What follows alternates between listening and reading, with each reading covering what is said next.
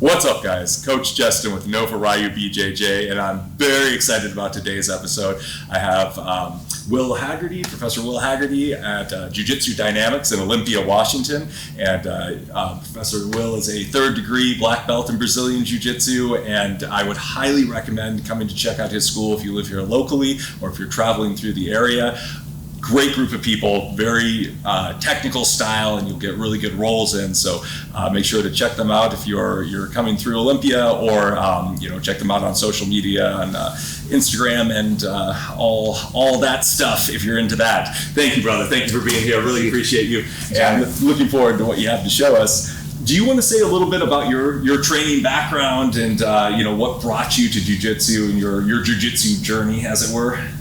My training background, I'd say I started jiu-jitsu early 2000s, so 2000 to now, all the way through.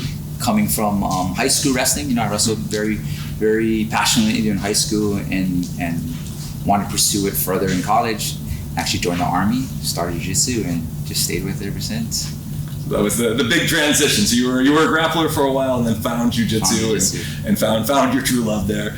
And you trained under some legends in the sport. So Barrett Yoshida and Egan Inoue, correct, in Hawaii. Yes. What was that like? And to kind of frame this out for those who might not know, training since the early 2000s. At that, and I started training in the late 90s, early 2000s myself.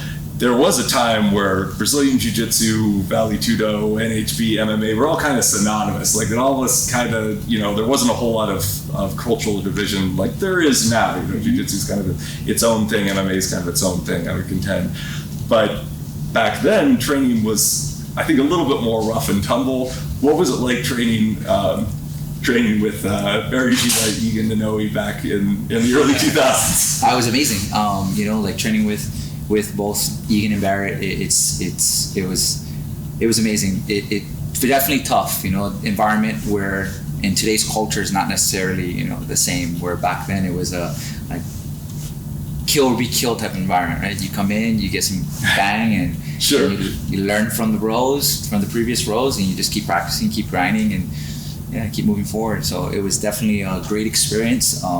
I always show homage to both Egan and Barrett as my instructors coming up, and what I am today. Right. Yeah. When you trained MMA and you competed in MMA as well as jiu-jitsu, how long were you doing that for, the MMA portion of your career? So let's see, I went straight. So back then, I guess the amateur scene wasn't as big, or if it was, we went straight to pro. So I fought my first pro fight in 2002.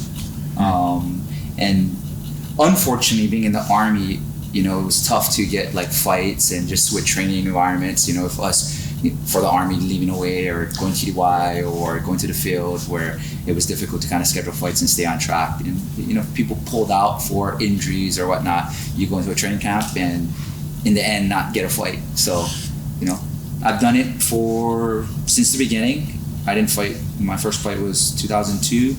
Then maybe I've done some Army competitions where, you can consider that an amateur fight, but I did a large competition where there were multiple professional fighters within, Got it. And then I fought again, let's say, 2009, I believe. 2009, somewhere around there. It's been a while. But yeah. Do you feel like that sort of jaunt into MMA helped your jiu-jitsu in certain ways? And if so, how would you see it elevating your jiu-jitsu game? I think just the grind, it does, but the intent for me behind MMA was always jiu-jitsu. It was more of that next step, was never part of the plan, per se. It was, I got into jiu-jitsu, loved it, and training with Barrett every day. So he took me under his wing, and we trained every day, every night. And, we do MMA. Back then, we do our, Vale Tudo or NHB, whenever MMA wasn't a term. Right. And one day Egan pulled me aside and asked if I wanted to fight, if I ever thought about fighting. And my comment to him was, whenever you think I'm ready, right? And he's like, well, you're training with at the time, Barrett was, I think, number 3 or 4 in the world, because he was fighting Shudo in Japan. Sure. He's like, you're training with the top guy in the world every day. Any fight you take is not going to be that hard. So I got into it right after. Awesome. So you didn't necessarily though have a striking background, and like you weren't a boxer or a Muay Thai kickboxer or something like that beforehand. So all your training was geared towards MMA and based off of your jiu-jitsu. Then is that correct? So we had and for me, like I'm goofy foot, and I would argue like I'd say wrestling pushed a lot of that because of like leading with your right leg, and also like even bodyboarding growing up in Hawaii, like I was always. Like everything was goofy foot. So I had to train to fight that way. So I fight southpaw, but I'm right-handed. Okay, that's super interesting. Yeah. Well, then you competed in MMA, but you were also, and you've continued to compete at a high level in jiu-jitsu over the last 24 years. Mm-hmm. How important do you view competition relative to jiu-jitsu progress? You run an academy, so you have students, both for yourself and for them. Is competition something that's necessary, or is it just something that's helpful, or how do you view that fitting into somebody training jiu-jitsu? It definitely helps, I think, with the growth. It's a way to test your skill and test yourself, your mind, mentally getting out there. Because the biggest challenge is it's really yourself. Like, can you get out there and get over the nerves, the fear? Practice what you do day in, day out, and put it to play when you're on the mat where it really counts. Let's see. Do you think it's necessary? Like, does somebody have to compete? I say no. Like today, you don't ever have to compete. I don't press it on my students. I always tell them, like, if you do it, I think it's great that you give it a shot and to test that test your ability and your skills. And if you want to get out there and compete, I don't push it. But if you choose to, I always say do it 2 times, right? Okay. Yeah, the first time you don't know what to expect. We go crazy. You end up like feeling like you're going to die, but in the end you don't die, right? And then you realize that, the second time when you do it, you actually know what to expect, and the experience is a lot better. And that's when they'll be able to gauge, like, is this something for me or not for me? And respect it either direction. I tell my guys, you never have to do it if you never choose to. Got it. Well, downstream from that, if I like to ask this question to everybody who comes onto the channel, and I'm sure you encountered this a lot as an academy owner. If somebody's thinking about training or thinking about starting jiu-jitsu, or they're just starting training, and maybe they don't have any wrestling background or other sporting background, what would be your words of advice to that person? Because that you both know that beginning that's super hard. It's hard on your ego. It's it's really difficult to sort of get acclimated to the environment. Sometimes there's a high attrition rate. Mm-hmm. So what words of encouragement or advice would you impart to somebody who's just starting? Well, one, I would say if somebody is seeking to start, right, wanting to start, I would say take the leap and get out there. And the hardest part, I tell everybody, that we tell anybody that comes to our school for a trial or to kind of get into jiu-jitsu is stepping to the door is the hardest part, right? Making the phone call, sending emails, that's easy. People do it all the time. But going forward with that, coming through the door and stepping into a different environment is hard. And 2, do your homework, right? Check out the area, see the different cultures and atmospheres of different schools, and see what fits for what you're looking for. For the ones that are already in it and starting out, just stay the course, stay consistent. That's the key. Consistency is key, right? The mats, you hear that cliche that the mats don't lie, and that's I truly believe in that, right? You train in, how much work you put in really shows, and just listen to your instructor and try to take as much as you can in, and it seems like a lot, and in time it would start making sense. No, I would 100% agree with that. And I'm sure you might have these conversations with people who again might be new to training, or they're thinking about starting, but I have heard this as a new school owner quite a few times, like, I really want to start that jiu-jitsu stuff, but I'm going to get in shape first, I'm going to start running and lifting. And what would you say to those, to that, maybe that attitude or that mindset that, like, I got to get ready first and then I'll start on the mats? Yeah, you get that often. And I think as a school owner, what you'll get that same type of mindset would be when somebody's hurt, when they get injured, right? They get injured, they get pushed off, and they feel that they need to recover to their old 100% to get back to training again. And in the end, sometimes they never make their way back into the school because they're never at that level again. Where I always tell my students that it's like, your current 100% is your 100%. You get hurt, you get injured, you never, if you're waiting to be where you were prior to that may never come. We get older, our bodies take a toll, and and I think you're always going to see that residual injury still lacking. So just come in and work around it. Never, like when you're training, just adapt the techniques, adapt what's going on with your body to keep you going. Yeah. Well, that is the nice part about jiu-jitsu. I think you'd agree that, yeah, you can, unlike some sports, you can definitely adapt the game to whatever you're facing personally, or whatever limitations you're dealing with in that moment. That is, it's pretty versatile in that way. And like kind of going with your question regarding to like training up or getting in shape to get in there, I think the subset of just training jiu-jitsu as a whole is you're going to get yourself in shape, right? Sure. You get out there, you're doing the line drills, drilling nonstop, getting in there, getting some rows, staying after class for additional training. You're going to hit those actual tiers. You'll see a lot of athletes come through the door that maybe are runners or, like do different sports, and they come in and it's like, wow, it's a lot harder than you thought. Because they're using a lot more energy than somebody that has experience. So that's just time will kind of get them on track. Yeah. No, I think that is correct. Is there? Again, this is a question I get asked a lot. Is there anything besides rolling that helps with conditioning and rolling that you found? Go ahead. No, I mean, for me, I just train, I roll. Back in the day when I used to compete I competed at adult division all the way till I was 36. So I skipped essentially Masters 1 and I moved to 3, or excuse me, 2. But even when I was competing in adult, I would run a lot just because the Army, we have to do a lot of conditioning daily and day out. But to match what we do in jiu-jitsu, I would say, like CrossFit is something that definitely helps out. I used to do a lot of that back in the day.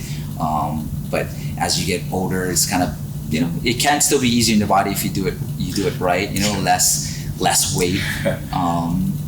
But I would say for me,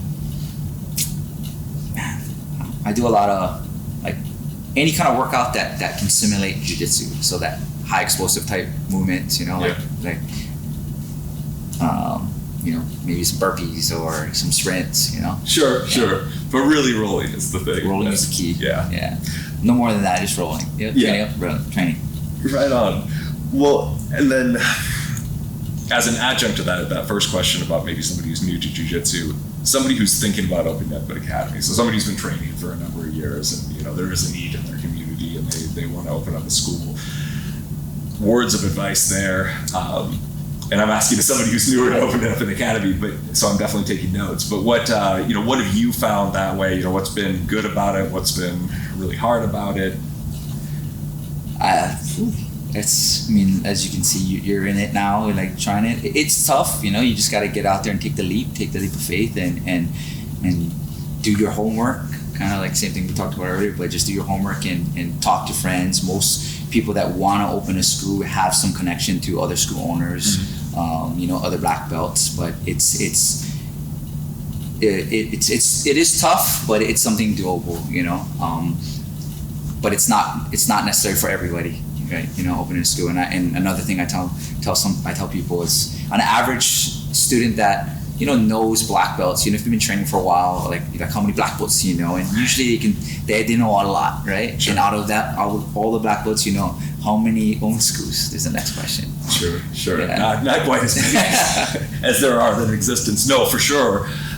Okay, no, that makes sense. I would say the advice would be just to get out there, give it a shot, reach out to other school owners and kind of ask for tips and, tips of the trade to kind of help facilitate their goals. Yeah. Was there any huge pitfall or anything that you encountered or something that you were able to avoid? You're like, man, I'm sure glad I didn't do X, Y, Z thing.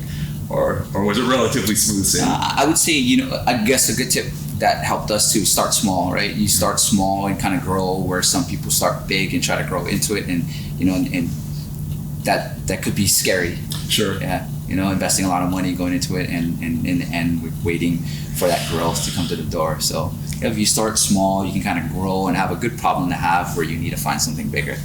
That makes sense. Well, then how challenging or easy have you found as far as how you structure your program here? So you're teaching classes 6 days a week. You're teaching both kids and adults. And to frame this out, I think it would be easier for most people to kind of wrap their head around if we had a codified structure to jiu-jitsu. You know, it's like, you know, you learn this lesson and then that lesson. There's these 32 moves that you memorize, and, you know, these are the benchmarks to get to blue belt or purple belt. That sort of systemic way of looking at things would make it easier.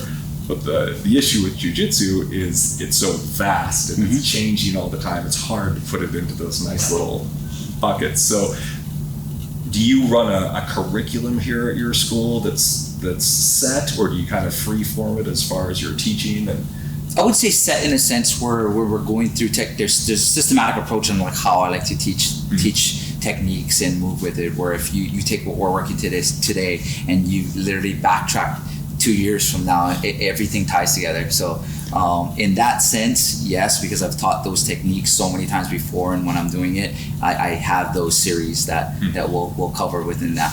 But you know, it'll flow based off of like the way the students are progressing. You know, if they're progressing well with the technique, then we can kind of move on a little faster. If they're not, then we can stay with it a little longer. And because I have fundamentals and all levels, where it, you know, like it's too different in a sense. Yeah. So where the fundamental class is just staying in that fundamental level where you can still use that same principle or concept where you can tailor, you know, track it back.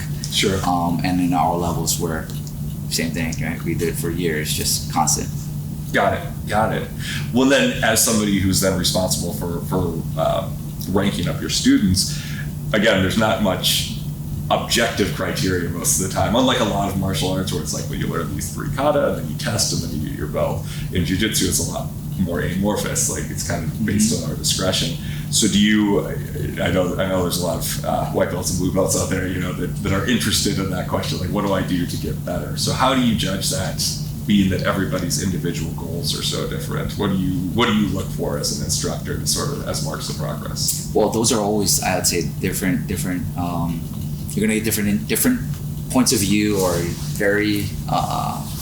It's a tough one, right? It's a very tough one. But I always tell people just the consistency. Going back to that again. You know, staying consistent, coming in, because the mats truly don't lie, and it's not about competing. I don't need you to compete to demonstrate the skill. I would say that does help because it shows that one's putting themselves out there. You know, they're learning it, they're getting it, they're at least trying to compete and test themselves. But staying consistent, you know. Just staying consistent and coming in, and in time, promotions will just come. You know, chase the technique, not necessarily the belt. Yeah, that's valuable advice for sure. So I hope you're all taking notes. Like that's definitely a thing. I agree with you. Well, then, as far as what belts mean, black belt in particular, because I think that, you know, it shouldn't necessarily be viewed this way, maybe, but kind of as like the apex of achievement. People are looking to get that.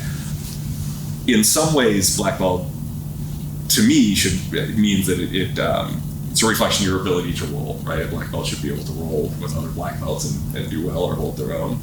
But it also has to mean something outside of that, in the sense that, you know, I think most of us, if we saw that John Danaher was going to have a match against Gordon Ryan, we anticipate that Gordon Ryan would probably win that match. However, that doesn't necessarily reflect that Gordon Ryan should be ranked higher in terms of his like degrees of black belt over John Danaher. So there has to be something outside of just your ability to roll on the mat. I don't know if you'd agree with that or not, or what your thoughts on what a black belt should mean. It's a good one. Another good one. Let's see. Black belt should mean. I just shows the dedication, right? The commitment that you stuck with the art, and it depends. In today's time, I think, you know, people get black belts a little faster than they did in the past, you know, but generally you see a black belt back in the day, it would be a 10, 15, 20 year practitioner before they achieve that goal. But yeah, there are, many different levels to a black belt. Yeah. Not sure I'm hitting the question, but no. I think that answers it. Or I guess maybe another way to put it would be, as age hits all of us, there's a certain, I guess, recognition that our level will probably be not what it is at 65, say, as it was at 35 if you're a black belt between all those years. But we don't demote anybody or take away their ranking necessarily.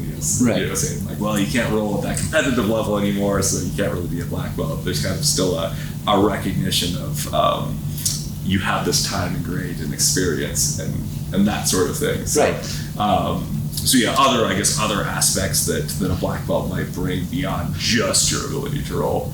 Oh yeah, definitely. They have a lot to offer because they've been on the mats for so long. You know, the techniques, the growth in the art, you know, the common errors and things that they see, you know, in time. Like athletes are going to be able to perform techniques because they have the athleticism, they have the strength to kind of carry themselves through these movements. Where, you know, the older individual may have to rely more on technique than those athletic abilities. Sure. Right? So, yeah. It doesn't mean that you're a black belt only because you can roll, right? Right. I think it's just the time and commitment, you know, the experience, the knowledge that they bring to the art, you know, to the students. Cool. Perfect. No, that ties it up nicely. Well, and then I was really interested in your perspective on this next question in terms of you're somebody who's been training for some length of time, and you've competed at high levels in Jiu Jitsu, and you've competed in MMA, so you have a deep understanding of combat sports, but you've also been a member of the armed forces, and so there's perhaps, I guess, a good way to put it would be a difference between combat sports training and training for combat. Those would be two different things. Relative to that, how important is self-defense oriented training in a jiu-jitsu school as opposed to like sport-specific training? You know, there's a place for like your jiu-jitsu shouldn't involve training with strikes or that sort of thing, as opposed to just training for sport, or should jiu-jitsu schools focus more on that sporting aspect? And I think that's another like great question that I think is very, I guess, subjective, where people you're gonna get different takes on it too. Yeah. But I think say one, it is a martial art, you know. So first and foremost, it's a martial art. So we're learning how to defend ourselves. And the sport aspect is the best way to test that in a real environment. But some people argue that, you know, like the sport competition side of jiu-jitsu won't necessarily translate to the self-defense side, where I beg to differ, where I think that, you know, although we only train sport, let's say any school that only trains sport, you take an individual that understands body control, dominant positions, just submissions, and just manipulation of just mechanics of jiu-jitsu, are going to be able to defend themselves, you know, against the untrained or minimal trained opponent. But the self-defense side, I think, is important just to keep the roots alive, you know, like here in our school, I mix it up. So, you know, previously I used to do solely our fundamentals would be a self-defense structure. okay. You know? And then with little sport, and then that's how we would do it until they get into like our intermediate and then our advanced or all levels. And today, now I kind of shifted where like self-defense relevant always with like strikes and different control points. But I do teach a lot more the sports side. Got it. But bottom line, I think it's a self-defense first. So knowing how to defend yourself and understanding what techniques would be relevant to a self-defense scenario versus it being and how to use it in a competition. Sure. Yeah, no, I would agree with that, definitely. If you can pull it off in competition, you're reasonably apt to be able to pull it off in any scenario that comes your way. Very cool. Well, then you're an unaffiliated school, right? You have no direct affiliation with like any of the outlying organizations. Like there's Alliance, so there's Gracie Baja, there's wherever, but you are your own entity. Correct. Yes. Yeah. So we opened up on ourselves again. Homage to my instructors. You know, Egan and Barrett Yoshida is who I always pay respect to. But as an official affiliation, correct, we run our own school. Yeah. And that's been effective for you, like that's for the last 10 years. Yeah. Right on. No, that's awesome. So then, being unaffiliated though, when you go to compete, you're your own entity, or how does that work with IBJJF and when you? Yeah, we're a registered school under IBJJF as just Dynamics Washington. But yeah, you don't necessarily have to have that association. You can associate with schools or big affiliations, but for us, myself and my students, we register under just Dynamics. Okay, got it. That makes sense. And then I don't think we got a good look at it earlier, but as far as your competition accolades and achievements, what have you been able to do with your jiu-jitsu career? Like what? This is your time to brag, my friend. I try to stay active. I do it. I like to say I do it for the students just to showcase that, staying up there, staying active, and competing, and just trying to lead from the front. What I teach, I try to compete in competition as well, very often and frequently. Accolade wise, let's see, notable ones in more recent years. I took Pan Am's in Master 3, 2022. The last 2 years I've took third place at Master World. So so this week we leave for Master Worlds again. Best of luck, man. No, that's I look forward to hearing about your success.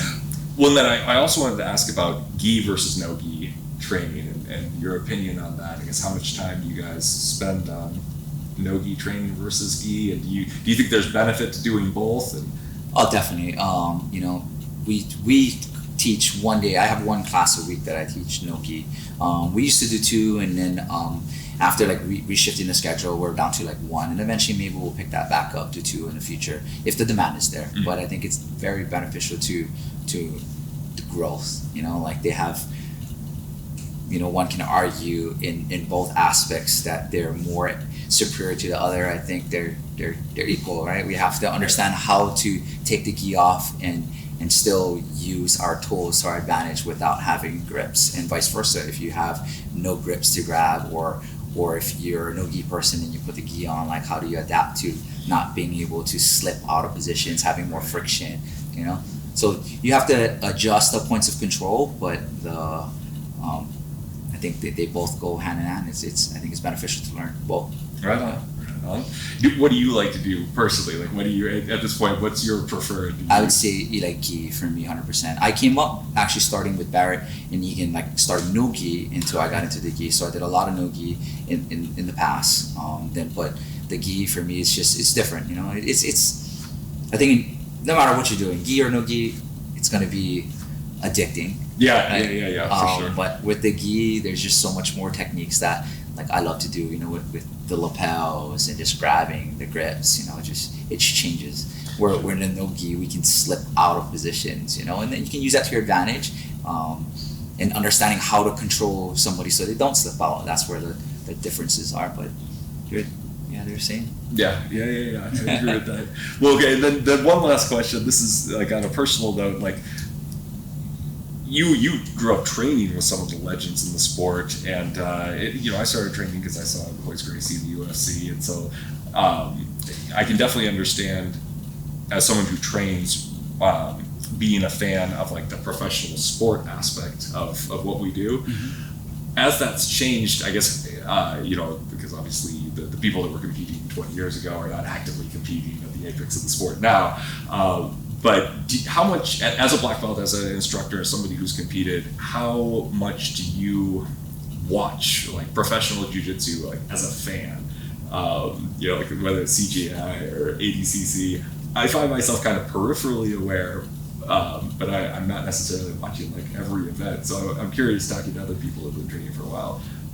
Oh, I study jiu-jitsu daily, so I keep up with as much as I can. Just keeping up with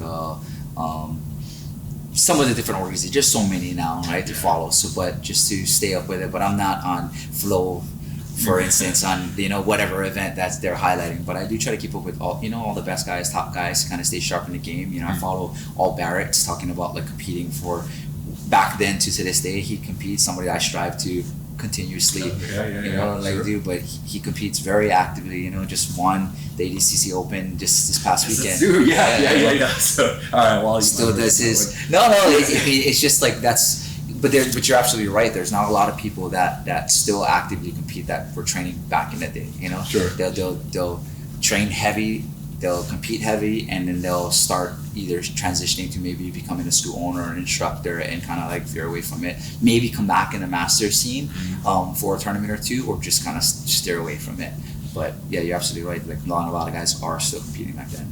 But highlighting Barrett does, and that's something that I strive to continuously do. Yeah. Well, and so longevity in the sport. Are there any keys to that as far as you've been training for a long time and training consistently? What do you do to stay healthy, or just to continue to stay active and not break your body in the process? Just just keep training now.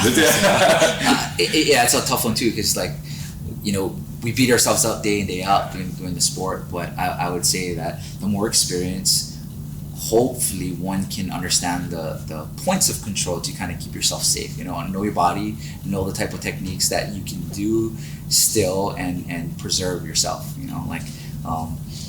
For instance, because we're all hurt, right? We deal with the injuries and we figure them out, and we just understand how to keep ourselves safe. But like how I teach techniques and the way I've come up learning them in the past 20 something years, 24 years, where it's not the same, where I do a lot of rimbolos and a lot of inversions, but back 15 years ago it was like playing on my neck, for instance, where like now the emphasis is avoiding your neck, right? Going from one shoulder to the next, and the minimizing how much pressure you're putting on your spine. So that's just one side or one aspect to it. But fine-tuning that technique. Staying safe, just understanding, again, I can't harp points of control. If I can control my opponent and not have them pass that barrier, that threshold where it forces you to use more strength or more movement, unnecessary movement, that where the risks can occur. If we can control the scenario, then we can kind of control where our body moves and where we preserve our body. Got it. Words of wisdom. No, sometimes you can't help it though, right? That's just a combat sport. We can't. Somebody can, jump up high and get over your legs, or they can, just roll you in a direction where we can't control it. But I like to think and hope that you identify, you've been doing it long enough where we can identify how to, where the dangers lie, right? Sure. Where you're vulnerable, where they can take you in the wrong direction, and kind of mitigate those scenarios. Where things start to go sideways, you can anticipate that and adjust accordingly. And I try to teach that to my students, where, like the common things that you're going to see, or where the risk lies of potential injury, so identifying that early and showing what tends to happen, we can kind of stop that early on. Do you put any mechanisms in place during class? Because I see this as a challenge too as an instructor. You have people of all different ages and sizes and athletic abilities, and now it's time to roll, and so you have your 250-pound former college wrestler, and then you have your 37-year-old soccer mom, and like how do you get these people to roll without hurting each other? Do you put anything in place as far as like safety mechanisms or whatnot to prevent people getting hurt, or is that let it sort itself out? Yeah, so what I do, my practice now, and it's changed over the years, but back in the day, I would say during class, it was a 90+ minute class. It was instruction, like your standard warm up, your technique, your focus, and then rolls. Rolling for a class was a solid like a half an hour plus, of training. And that is where everybody's training with whoever they want to, and it's hard because, like you said, you got somebody big, athletic, training. They don't know their strength yet, don't know the art as much, and they're trying to use their attributes to win the match. Sure. They could be going with somebody smaller, older, not as fit or athletic, where it's dangerous. So, back then, I'm always around trying to like coach and slow things up. Yeah. Today, how I do it, where basically who you train with, essentially, you don't have to, but it just worked that way. I only do minimal rolling for a class, but every class, there's additional training, extra training. So I keep the mats open for another hour or so for extra training. But per class in itself is your standard hour of your warm-ups, instruction, and focus. And then we go into, I call it like your practice application, your rolling. Yeah. And it's at your ability. So if you're injured and you're babying it, but generally you're rolling with the partner you train with. So in theory, they're about your size, your skill level, right? Or if you're taking somebody under your wing because they're new, so you're understanding and controlling that scenario. So very minimal rounds. So I would say 3 2-minute rounds just to get your body moving. It's a practice application time for myself to evaluate the students, help critique, and give them ability to kind of get that movement. For those that want to train further, the mats are always available for home. That's awesome. So, I haven't heard of anybody else doing that. That's really, really cool. It works, and it allows, it's kind of twofold. It lets the one, like people that have to leave because school, work, kids, where before, when it was a 90-minute class, it was almost, they felt obligated to stay for the whole duration until we bowed out, where now, people leave and as time progresses, they start sticking around because they're more comfortable rolling. Sure. But they can do the 2-3 minute rounds, for however long they see fit until they can get in with everybody else. Wow. Yeah. Oh, that's really cool, man. Like that's blowing my mind a little bit. That's okay. So it's short and it's enough, and it's like some might say, man, 2 minutes, that's nothing. It is, but for the ones that don't train on a regular, it's a lot. Sure. Everybody's sweating. They all got a good roll in. And the ones that want to challenge themselves, they can during that 2 minutes. And in the end, the mats are always open the following, and they can train with whoever they want after that. So almost like a mini open mat for your students specifically. Yeah. It's very, very cool. And it's been working. It works out. Yeah. No complaints. That was something you developed on your own? Was that it actually happened indirectly, and I liked it, so I stayed with it. The indirect approach to it was COVID, right? After COVID, when we had to wear a mask and play the game, like challenging drilling with the mask on is very challenging. Right? Sure. So when we would roll, instead of having that half-hour plus rolling session like we used to, I had to make a change. So it was like 2-3 minute rounds, with a mask on, and you just do your thing. We're doing our part. Yeah. And then in the end, when we started veering away from it, and the mask came off, it was something to me that I felt it worked, so I kept it. Wow, that's very, very cool. Yeah, I like it, man. Well, all right, so good stuff. I'm really looking forward to the technique you're going to show us, brother. I really appreciate you being on the channel. Thank you so much.